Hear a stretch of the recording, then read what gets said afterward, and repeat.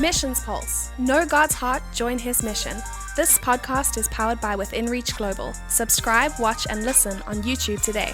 Visit missionspulse.com.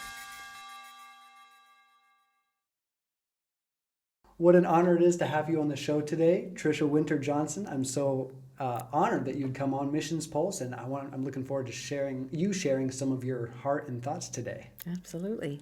Well, tell me a little bit about yourself. You told me you really hate it when people introduced you as the fourth daughter of Ralph Winter, as if you're in a family of a single dad. Well, not only a celebrity or a single dad. Yes, that's right. Tell me a little bit about your family on mission. All right. Well, the only reason I would be offended by that is because they're forgetting the second half of the equation, which is my mom, Roberta Winter, who was every bit and parcel teammate, team player with my dad. My dad often said that she earned the second degree when he got his PhD. She earned the second degree because she did the research right alongside of him, helped him edit his papers, and she was the workforce that helped it happen. So in the same way that she helped him work through the PhD, she also was a full partner in every bit of their missions work in Guatemala, and then at Fuller Seminary for 10 years, and then when they started the U.S. Center for World Mission. Okay, so I want to go back a little bit to what you just mentioned, Guatemala. I don't know much about this part of the story. Okay. I mean, I think a lot of people are familiar with the U.S. Center for World Mission, now it's Frontier Ventures, but a lot of people maybe don't know the backstory. What took place in Guatemala? How old were you when you were there? Funny you ask. I was actually born in Guatemala. Were you really? Yeah, okay. I'm the youngest of 4 daughters, and I'm the only one that was actually born there. I see. So that's pretty special for me. Also, I teach Guatemalans now, so I'm an ESL teacher, and it's so meaningful for me to have a class of 20 students, and 18 of them are from Guatemala. I have to pause you right there because that seems very much like a full circle story. It is. You're born in Guatemala, I know. now teaching ESL to Guatemalan, international students? Yeah, okay. Yeah, they're immigrants, I see. Yeah. Excellent. So you were born in Guatemala. Your parents were there on They were long-term, missionaries short-term? working for 10 years among a Indian tribe, Mayan Indian tribe, called the Mom Indians, M-A-M.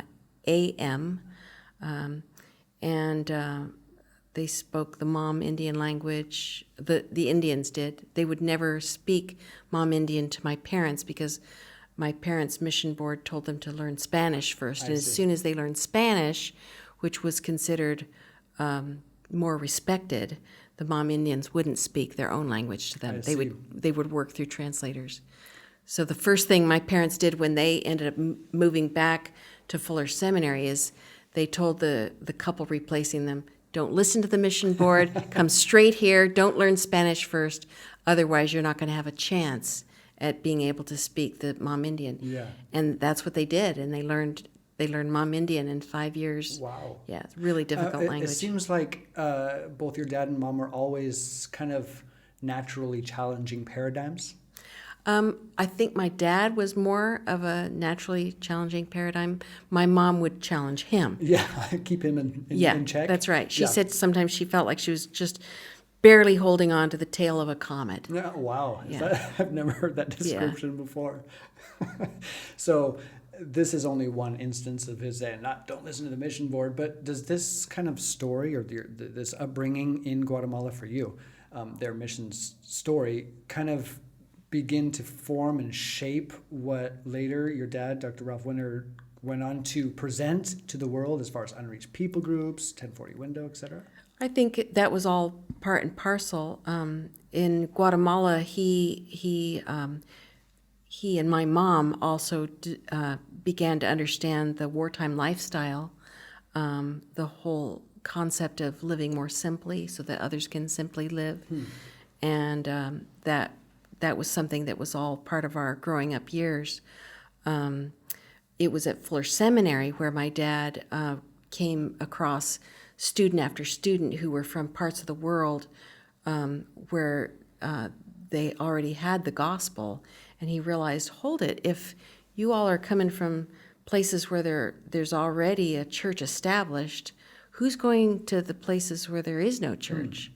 But back to the simple lifestyle, that impacted our family, and we would, ask my parents, can we get a microwave when we came back up to the States? Can we get a microwave? No, I think we can do fine without it. Let's see, how we can live without one. And I can still remember when we came up to live in the Southern California area, some kids in the school had swimming pools, and we would, tell my parents, can we get a swimming pool? Yeah. And my dad would say, no. And we'd say, well, don't we have the money for one?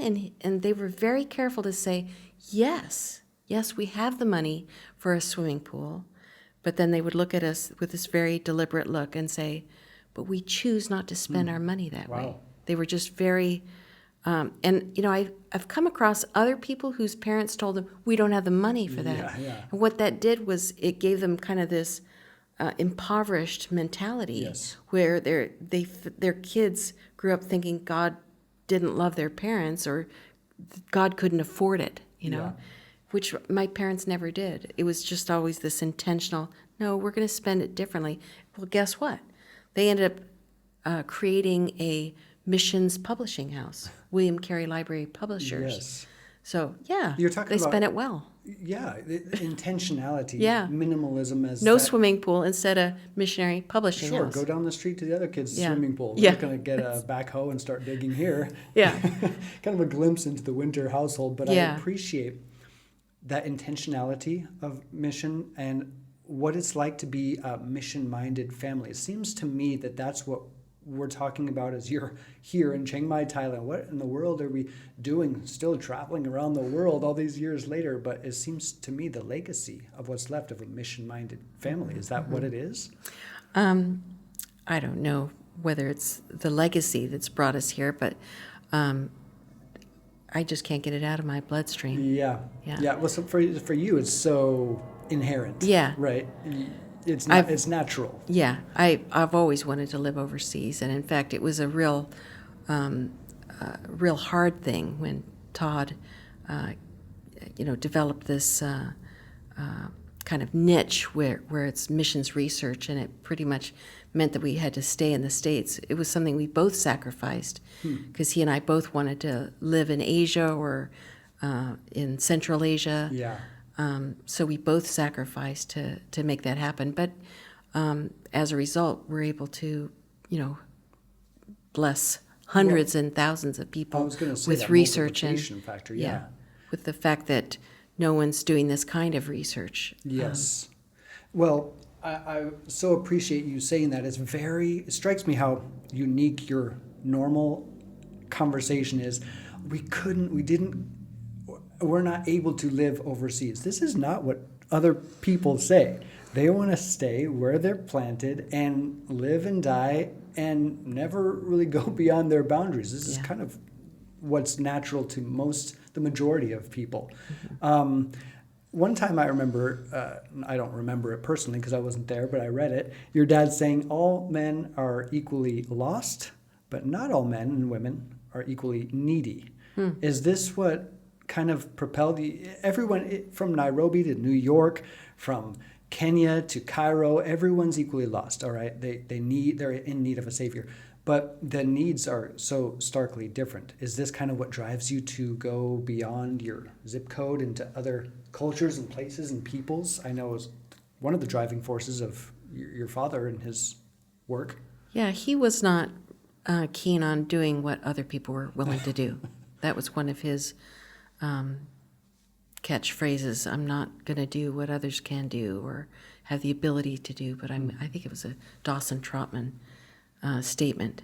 But I'll do what others can't do or are unable to do. Hearing something like that. Yeah, that was his.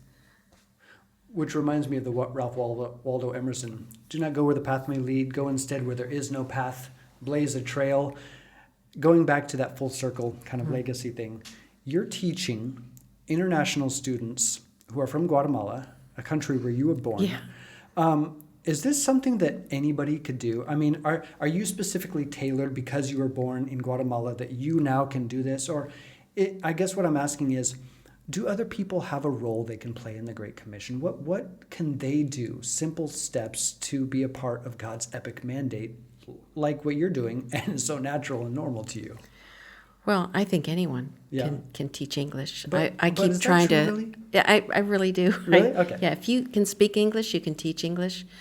People think that, oh, I'm not a teacher, or I don't want to be up in front of people. But really, if you've got a heart for people, you want them to gain the skills that would allow them, especially in America where they come without knowing anything, and they can be tripped up, they can be tricked even. But also when I came here 3 years ago, we were living here for a year, I was able to have the joy of teaching English to Hill Tribe women and girls at New Life Center Foundation. Here in Chiang Mai. Here in Chiang Mai, yeah, it was great. It was just a phenomenal experience. It was very meaningful for me because I had been studying 10 years ago after reading Half the Sky by Nicholas Kristof and Cheryl Wu Dunn about the problem with human trafficking. Yeah. And got into a group and began learning more and more about that. And so when I was able to actually marry these two keen interests of teaching ESL, which I had gotten my certificate in, and also victims of human trafficking, it was very meaningful. Yes. So some people have said to me, why would they need to learn English? They're living in Thailand. Well, these Hill Tribe girls are the ones that can elevate themselves by their knowledge of English. They can get themselves out of jobs of just menial labor. Or worse. Or worse, yes. 60% of the girls were at risk of being trafficked. I see. 40% of the girls were actually rescued from being trafficked. Not necessarily sex trafficking, but also, forced labor. But if they have the cachet of some English ability, it will actually lift them out of those situations. And ironically, when I was teaching them, I was also using a curriculum that I had developed along with a colleague of mine, how to, 12 different things. And one of the things that we were teaching is how to compliment politely. I thought, this is not going to really reach them where they're at. But as I was teaching them, I was saying, in just so you know, in some situations, people will compliment you, and if it's a man complimenting you on your looks, it's never appropriate. They looked shocked, like I'd just thrown water in their faces, and they go, we get that all the time. And I said, really? They go, yeah. I said, who from? Because I'm thinking they're here at this residence, they're just, in this nice little cocoon of protection. They said, and these were some of the staff women. Well, sometimes it's other non-governmental people who come, possible people who are donors to our organization, and they will look right at us and say, oh, you're a beautiful young woman.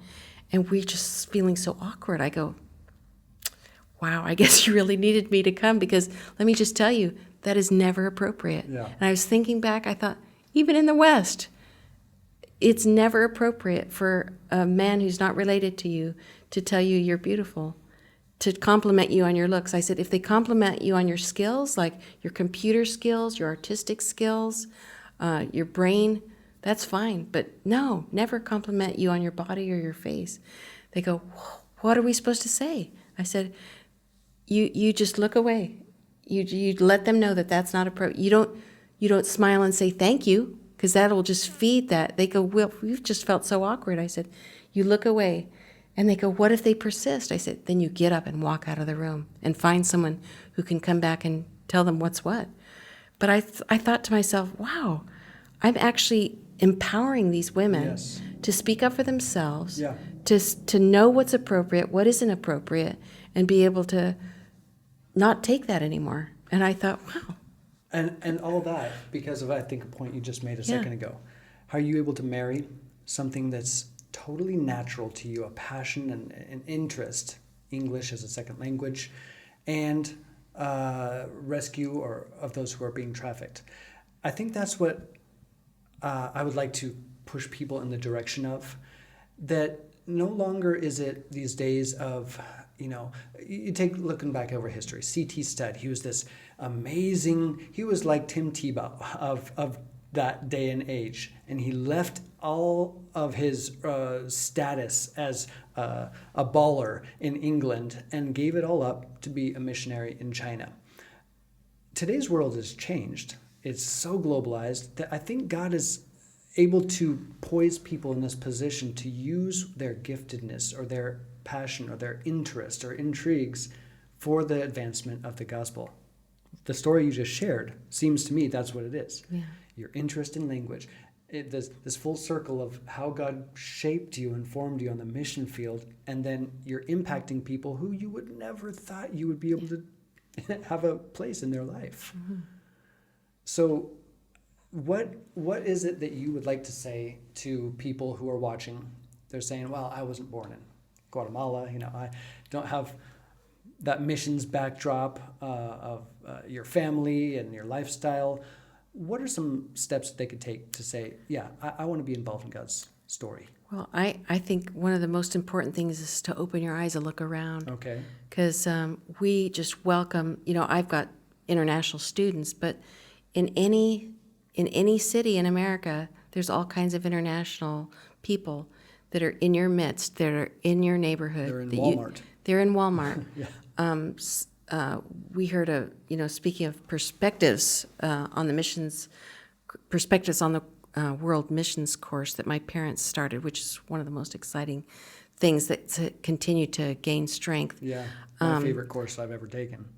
Great. To be honest. One of the speakers that we had when I was a coordinator for that course said that he was talking with the coordinators that had him over one time, and he says, well, they took him out for a restaurant to their favorite place, and they said, well, where's that woman from that just served us? And they go, well, we don't know. We've never asked her.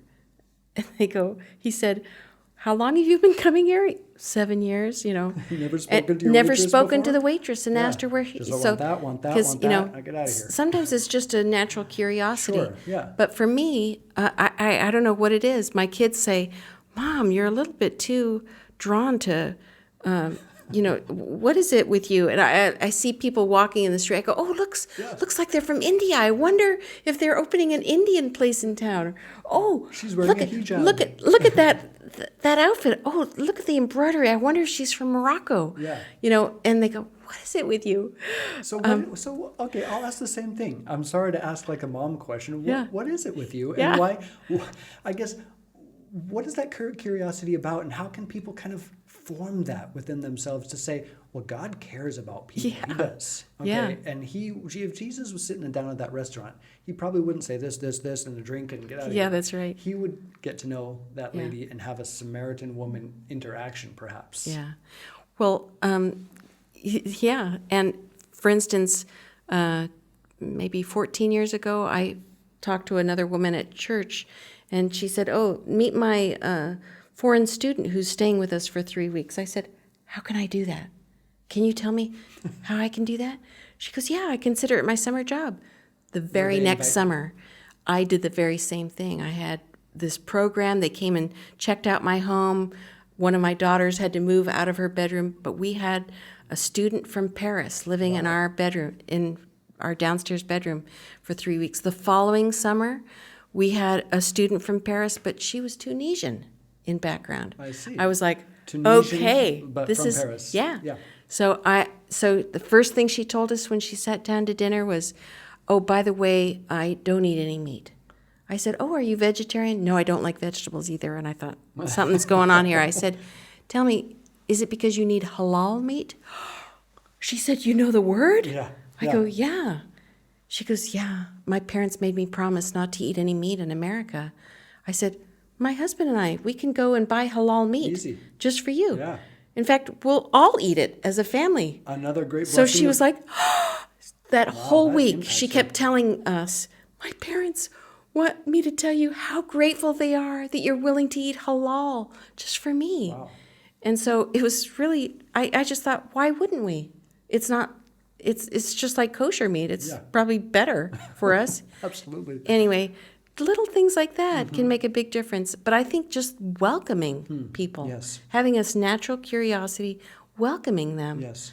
All of my favorite people are curious people. They're always, I like that. yeah, they're always wanting to know more. And I've got friends that are from Turkey, and they're not. They used to be students at one time. They're friends. I have them over. They stay with me. We watch movies together. We cook Turkish food together. It's so relational, everything you're saying. Yeah. You want to be one of Tricia Winter Johnson's favorite people? Stay curious. That's what I'm hearing. Yeah, that's right. You know, And anyone can do that.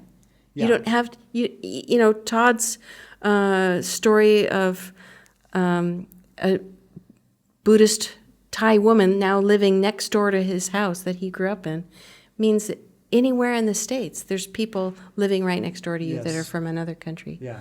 Just develop a heart for their countries. Learn more about them. Yes. Ask the questions. Get to know them. I feel like all this encouragement, admonition that you're giving is almost too simple. It is so easy. It really is. Like while you're shopping at Walmart or while you're at your local restaurant, talk to humans. Yeah. Isn't that the human thing to do? And I appreciate you bringing it back from maybe what some might consider this theoretical, you know, unreached peoples, but really what are unreached people groups are peoples.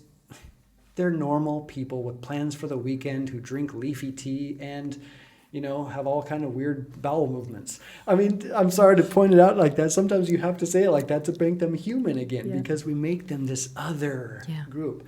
I so appreciate you being so natural and kind of continuing this legacy of I wouldn't say your father and mother's legacy. It goes much beyond them.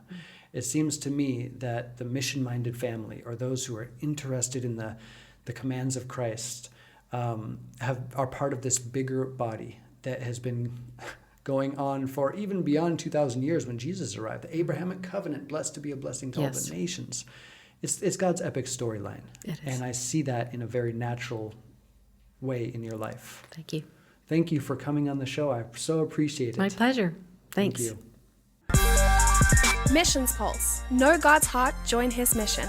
This podcast is powered by Unreached Global. Subscribe, watch, and listen on YouTube today. Visit missionspulse.com.